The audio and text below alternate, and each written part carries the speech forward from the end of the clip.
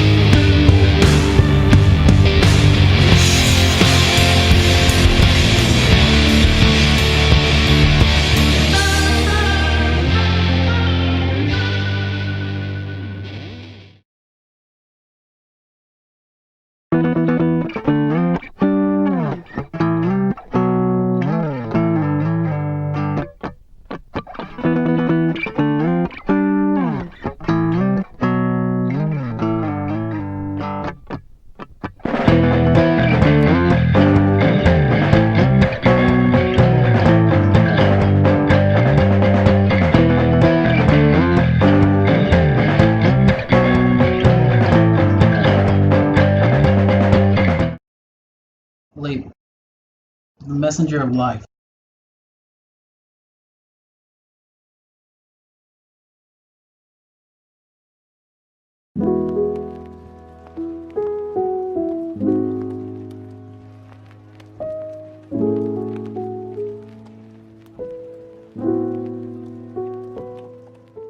The art of labels and labeling is a dark one. It's a mysterious ability that we, without thinking, have.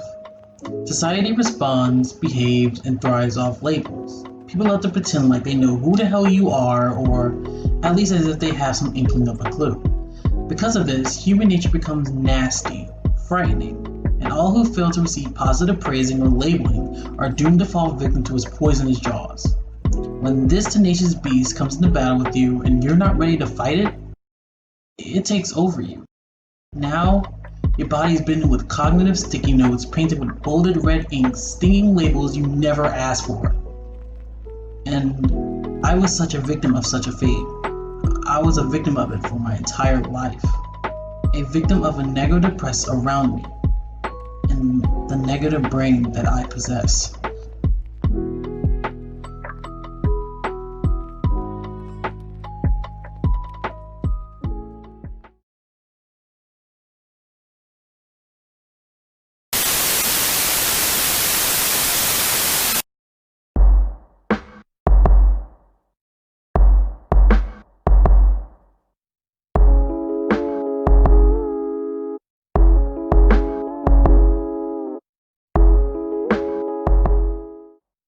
Cognition, the mental process of acquiring knowledge and understanding through thought, experience, and the senses. The brain is our biggest gift, it's our biggest tool. And due to this, when your brain is seemingly on the fritz, you're in trouble. I am a victim of such a brain. My memory banks are immense, nearly infinite. I remember almost all since I gained the cognitive ability to remember. I remember when I possessed a childlike innocence, bright and imaginative mind. I remember when I first crashed my bike into a trash can after riding a steep hill. I remember my first time beating a video game, Sonic Colors, after a week of binging at Christmas Day. I remember when I was myself, a creative. No matter my audience, no matter the medium, I love to draw, to write, and to direct, and share all I love with whomever is curious to see it. I love that innocence that I have. But that innocence slowly depleted as I grew. School is where the public conscience of labeling takes into shape, and it was then I was aware the damaging effects of labeling in my horrible brain.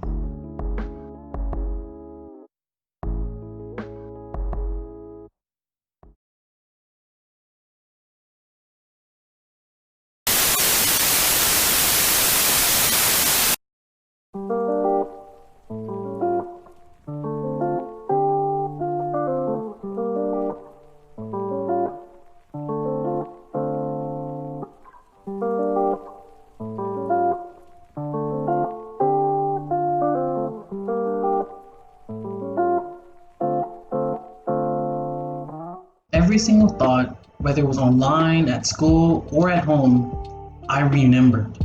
My brain was hyperactive. It never shuts off. And day upon day, it was bringing out random memories and tauntings I received since I was a youth. My brain won't shut up. My brain won't fucking turn off. Day in and day out, I felt this looming demonic entities swirl my inner subconscious, screaming as if they were a raging banshee. Every single mistake, every single thing, every fucking flaw I am or I have made, it won't turn off. It won't shut up.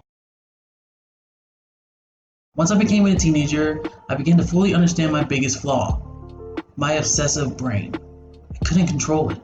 I couldn't handle it. It won't leave me be. It won't leave me alone. I'm swallowed in this infinitely stretching abyss that'll forever scorch my cranium with every single negative emotion and thought possible. How do you feel every day knowing that your harshest critic isn't just society around you? It's yourself.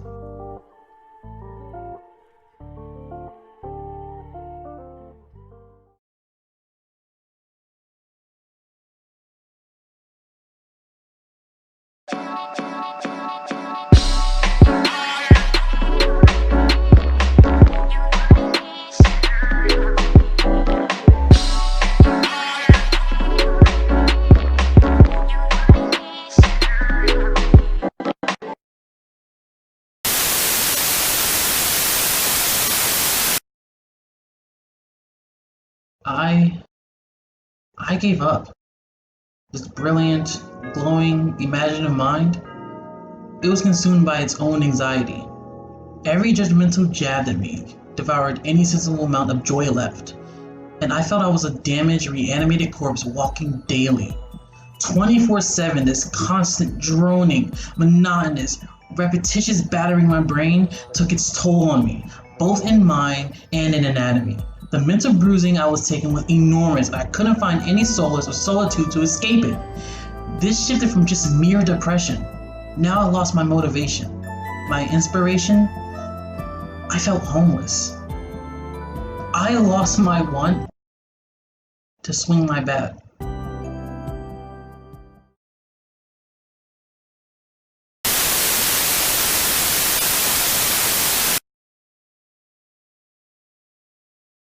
Sonic the Hedgehog, Splatoon, Disgaea, Panty and Stocking, Dragon Quest XI, Poppin' Music, Nirvana, the 2000s, Nostalgia, Puffy Amiyumi, art books, character design, creation. These are just the small ingredients of some of my biggest influences in my life. I'm emotionally hyperfixated on my interests. I love them dearly, not because they were fantastic, but because they felt a part of me. They were, by distinction, a part of my soul. I have many loves. These loves are like DNA, strands that are the literal makeup of my entire body, system, and even my state of mind. They are fabrics of my soul. There are many loves I can say without thinking that I have, but if there was one medium I can cherish forever, the single medium that I pour my entire adulation for, the single medium I have the most adoration for, it's animation. Animation is more than drawings on paper manipulated to move. No, it's dreams and aspirations poured deeply into a fictional canvas and splattered onto a screen to express any author's pure ideas and intent. I recall a single anime, one I watched recently, that made me achieve purity in my demented, darkening headspace. Surprisingly. And that single anime, was Fully Cooley.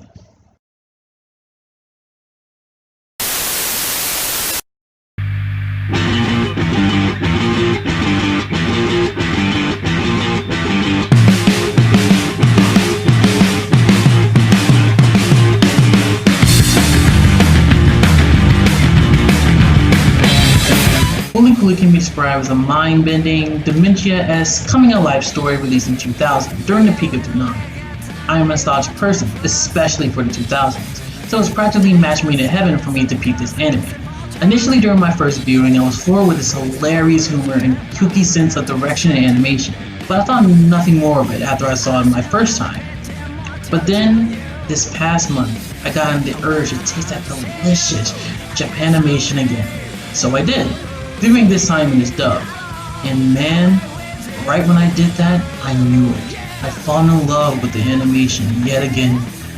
The gorgeous early color composition, the spasmic flashy animation, the hilariously crafted sense of humor, that ingenious sense of spectacle, oh god, its soundtrack! This work of art is one of the absolute greatest pieces of entertainment I've ever witnessed. I mean that wholeheartedly. Everything from its awesome sense of style, its wicked sense of design, done by the legendary Yoshiyuki Sadamoto, right to its narrative and the usage of its score. This shit here, this is what animation means to me. Free, ever-flowing, and create anything that feels personally awesome to you. No one else. It appeals to itself, and that's what I desire more than anything. And there was one moment in that 6-episode run that changed my entire viewpoint on myself, my life, and my reflection. At last, despite my decomposing brain, I was reaching my first ever relapse. My clear headspace.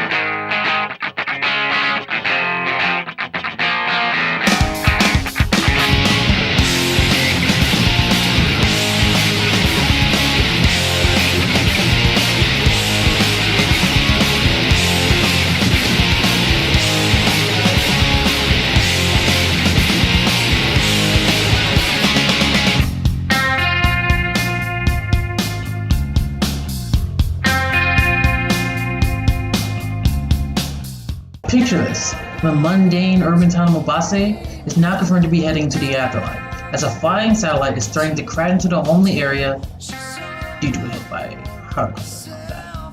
The town now faces a peril of no return, and all is riding on Naota, a 12-year-old kid with no sense of direction and anxiety riding his heart. Naota is nothing but a child, one who already felt insignificant and overshadowed in this atypical world, forcing the seemingly adult facade and unimpressed demeanor. The events before already felt like a seal to this outlook, and to make matters worse, he is the sole responsible individual who can take on this dangerous satellite. A being full of fear, insecurity must make the ultimate decision of his own life, and he's riddled with complete fright and non-assurance. It's up to him, and the pressure is practically overheating. Tension blares and the panic is bursting, and he, Naota, doubts himself all throughout the climax. But suddenly, as the cast glares intensively at his location, you hear a crack. He swung the bat.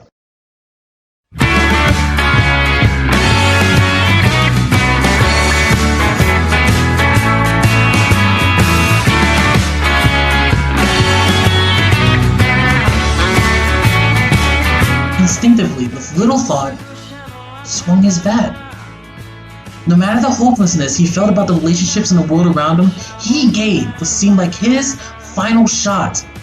Even when his back was against the wall, when all seems lost, even with eventual help from Haruko, he gave his biggest shot of his life. And afterwards, experiences a small taste of the fruits of his own labor.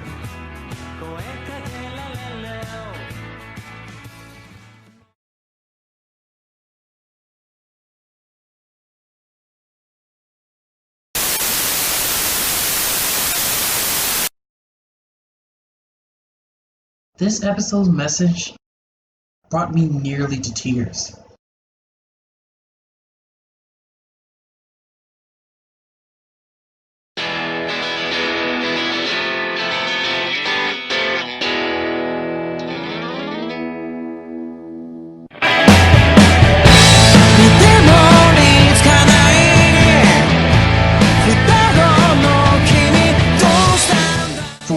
time, my mind took a hint and gave me a sense of brevity and relaxation.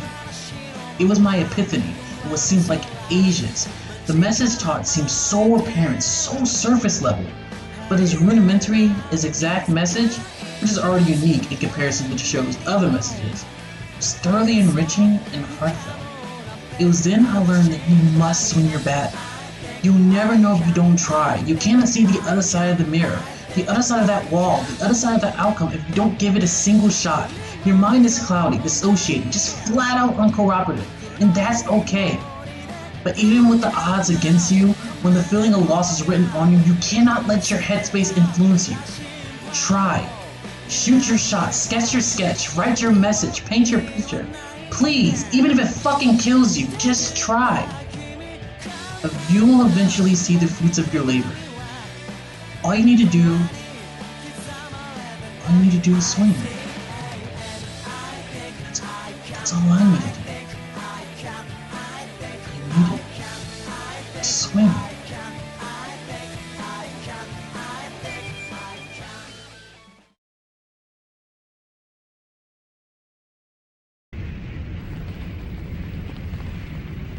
Ta-kun, he really swung the bat.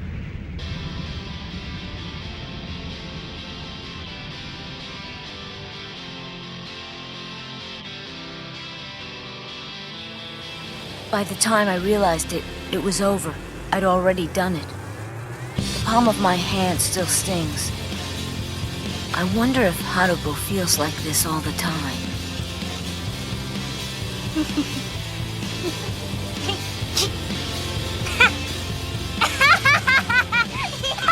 Crisis report.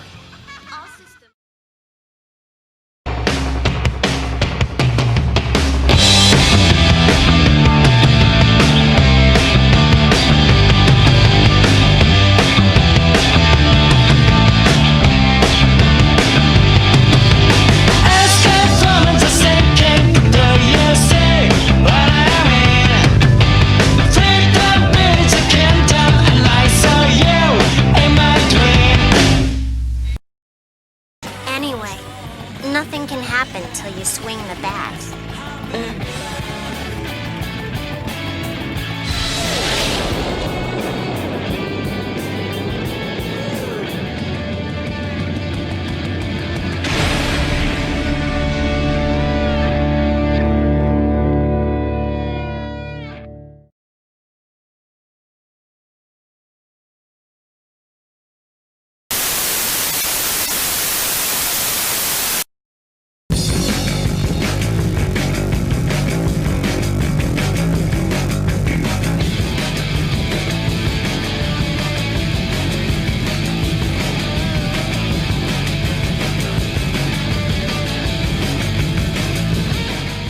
Labels can influence you, sometimes your own detriment.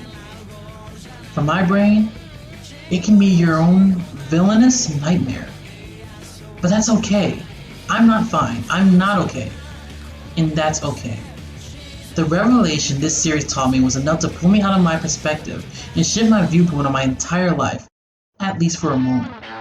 My name is Childish, Nimrod, hell, whatever alias I use eventually. I'm imperfect, and so is my brain. But that's okay. I finally decided out of pure instinct to swing my bat, and you're watching a speck of the fruits of my own labor. I will get help eventually, I know I will, but in time and due to circumstances, I must live with this crying. But I won't be the public my subconscious punching bag. I'm childish. I'm a character designer. I am an artist. I am a creator. I decide my own label. I carve my own destiny. I like cool things. I want to do cool things. And before I die, all I'm going to do is make cool shit.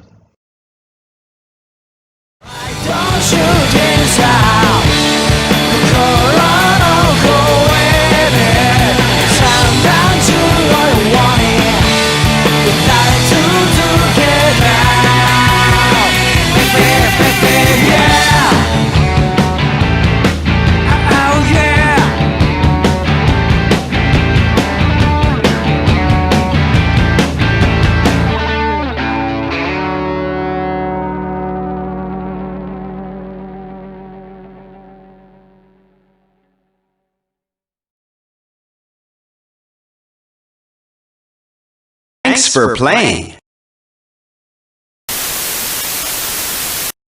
Next on Furikuri, Episode 5, Brittle Bullet. It takes an idiot to do cool things. That's why it's cool.